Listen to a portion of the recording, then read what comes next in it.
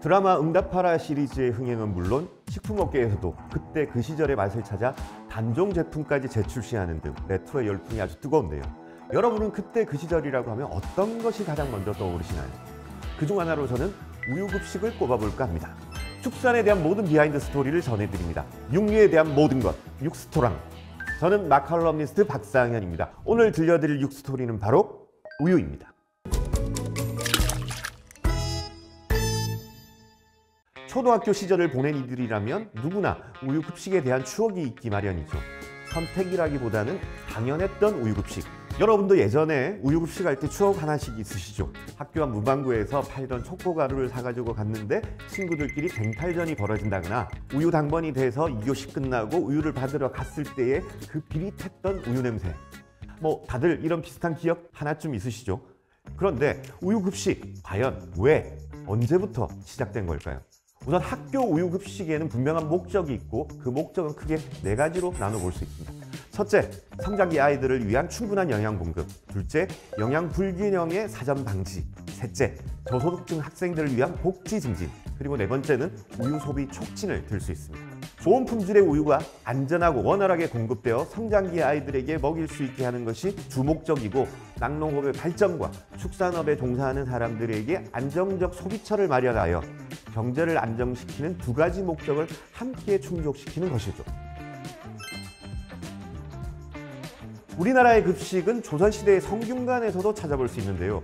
조선시대 사부학당의 학생들에게 매일 밥을 주고 공부를 하게 했다는 기록이 있습니다. 우리나라의 급식의 역사와 비할 수는 없지만 우유급식은 꽤 오랜 역사를 가지고 있습니다.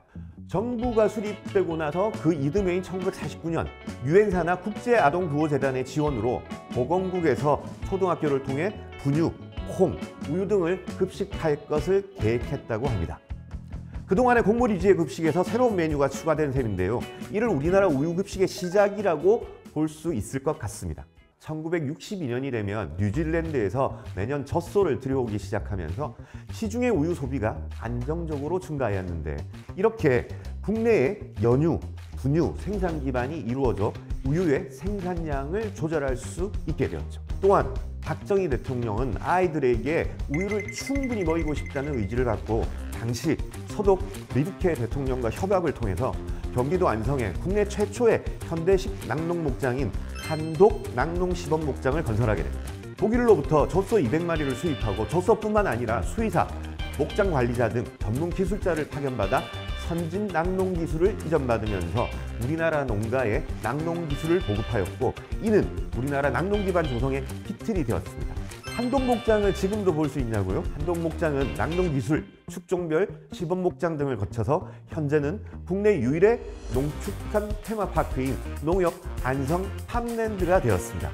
안성 팜랜드 입구에는 한독 목장에 있던 기념비가 아직도 그대로 세워져 있다고 하니 방문하셔서 테마파크와 함께 역사도 함께 느껴보시기를 권해드립니다. 1980년대는 본격적으로 학교의 우유급식이 정착된 시기라고 할 수 있습니다. 1984년부터는 우유가 초등학교의 급식으로 싼 값에 공급되었고, 1987년에는 전체 초등학생의 64%가 급식으로 우유를 먹었다고 합니다. 2000년대에 들어서는 2005년 중학교, 2006년 고등학교까지 보조금 지원 대상이 확대되었고, 2008년에는 학교 우유 급식 개선 종합 대책이 수립되면서 도서벽지 학교는 무상으로 우유를 급식하게 됩니다. 2010년 1월 초등학교 차상위 계층에 이르기까지 무상 우유 급식을 확대하기로 한 데 이어서 2011년에는 현재와 같이 강화, 저지방 등 우유의 선택권도 넓어졌습니다. 이렇게 시대가 변하고 사람들의 인식과 수준이 점차 높아지고 있는 와중에 낙농업체들도 살아남기 위해 가만히 손가락만 빨고 있지는 않습니다. 우리나라에는 우유 생산과 관련해서 낙농농협과 우유농협이 따로따로 존재하는데요. 특히 오늘은 서울우유농협, 부산우유농협의 제품들을 가져와 봤습니다. 먼저 하얀색 팩우유.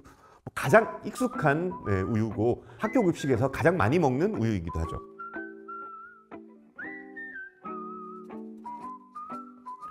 다음은 우리가 익숙한 팩우유를 멸균해서 유통기간을 길게 만든 멸균 우유입니다.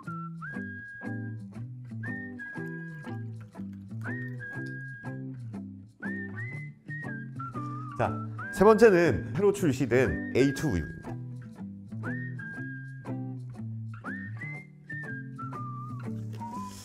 우유의 이런 미묘한 맛이 구분이 가능할까?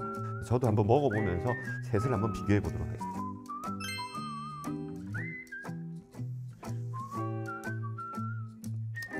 우유가 예전보다 훨씬 맛있어졌어요. 우리에게는 가장 익숙한 맛, 아는 맛.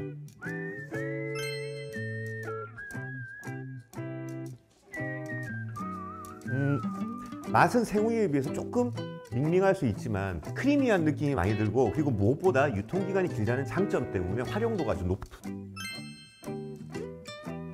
네, 이게 육안으로도 느껴지는데 우유의 색깔이 얘가 훨씬 하얀 색깔입니다. 이렇게 육안으로 구분이 될 정도로 색이 굉장히 맑고,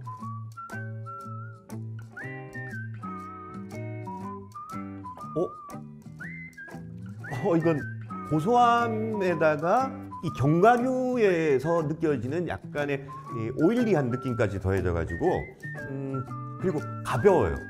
그러니까 좀 우유를 마셨을 때 텁텁함이 아니라 매우 프레시하고 이렇게 가볍게 느껴져가지고 맛있는데 이거? 이게 오늘 저도 처음 마셔본 신제품 A2 우유인데요. A1, A2 단백질을 모두 함유하고 있는 일반 우유와는 달리 A2 단백질만 함유한 우유라고 합니다. 모유와 굉장히 유사한 단백질 구조를 가지고 있어서 소화가 잘 되고 흡수가 더 잘 되는 장점을 가지고 있는데요. 방금 제가 마셔봤을 때 느꼈던 것처럼 맛은 고소하고 확실히 비린 맛이 덜한 듯하네요. 다양한 우유의 종류에 대해서 소개해 드렸는데요. 이런 우유의 가공법뿐만 아니라 더 나아가 높은 품질의 원유를 위한 젖소 개량 사업에도 지속적으로 신경을 쓰고 있다고 합니다. 농협경제지주 젖소 개량 사업소에서는 단순히 생산량을 높이는 것에 그치지 않고 단백질 함량이나 소화 흡수가 잘 되는 유전자형을 보유한 유전 능력이 탁월한 젖소들이 선발되고 있습니다. 방금 제가 마셨던 A2 우유 유전자를 가진 젖소도 계속해서 선발하고 있다고 하네요. 6개월마다 젖소 보증 C수소를 선발하고 있다고 하니 젖소들 세계에서도 서바이벌이 끊이지 않는 듯합니다. 자, 이 친구들이 올해 1월에 우승한 젖소들입니다. 어떠세요? 아주 귀엽죠? 우유에 이어 젖소 자체의 품질 개선까지 소비자의 입장에서는 이런 무한 경쟁과 발전은 아주 반가운 현상인 것 같습니다. 다양한 선택지와 높은 퀄리티의 우유가 보장이 된다는 이야기니까요. 락토프리 우유, 가공류에서 나아가 최근 발전 중인 A2 우유까지 소비자들이 원하는 방식으로 자유롭게 마실 수 있다면 건강에도 좋고 서로의 추억도 이어갈 수 있는 우유 급식이 될 수 있지 않을까 한마디 덧붙여봅니다. 저도 오늘은 그때 그 시절의 추억을 되새기면서 흰 우유 곽 한 팩 사들고 집에 돌아가야겠습니다. 감사합니다. 오늘 육스토리를 들려드린 마칼럼니스트 박상현이었습니다.